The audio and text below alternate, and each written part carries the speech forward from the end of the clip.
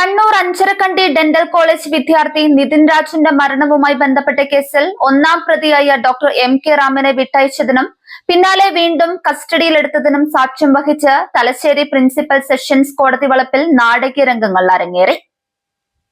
ഒളിവിൽ കഴിയുകയായിരുന്ന ഡോക്ടർ റാമിനെ കുടകിൽ വെച്ചാണ് ക്രൈംബ്രാഞ്ച് സംഘം അറസ്റ്റ് ചെയ്തത്. എന്നാൽ സുപ്രീം കോടതിയുടെ കൃത്യമായ മാർഗനിർദ്ദേശങ്ങൾ പാലിക്കാതെയും ഗ്രൗണ്ട് ഓഫ് അറസ്റ്റിൽ വ്യക്തതയില്ലാതെയുമാണ് അറസ്റ്റ് രേഖപ്പെടുത്തിയതെന്ന പ്രതിഭാഗത്തിന്റെ വാദം അംഗീകരിച്ച് കോടതി ഇയാളെ വിട്ടയക്കാൻ ഉത്തരവിട്ടു.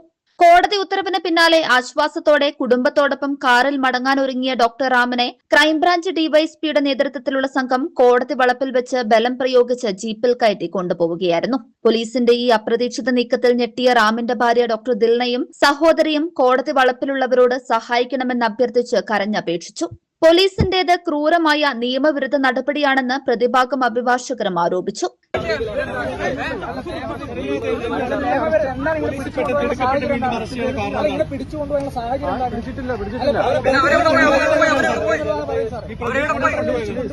തങ്ങൾ റാമിനെ ഔദ്യോഗികമായി വീണ്ടും അറസ്റ്റ് ചെയ്യുകയല്ല ചെയ്തതെന്നും നിയമപരമായ നടപടിക്രമങ്ങളുടെ ഭാഗമായി നോട്ടീസ് നൽകാൻ വിളിച്ചതാണെന്നുമാണ് ക്രൈംബ്രാഞ്ച് ആദ്യം വ്യക്തമാക്കിയത്. തുടർന്ന് രാത്രിയോടെ ഇയാൾക്ക് ഔദ്യോഗിക നോട്ടീസ് നൽകി വിട്ടയച്ചതായും വിവരമുണ്ട്.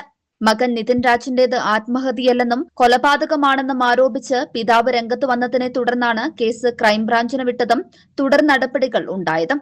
News desk 99 news, Kannur. Bridal craft, the wedding mall, Pan Bazaar, Tirur.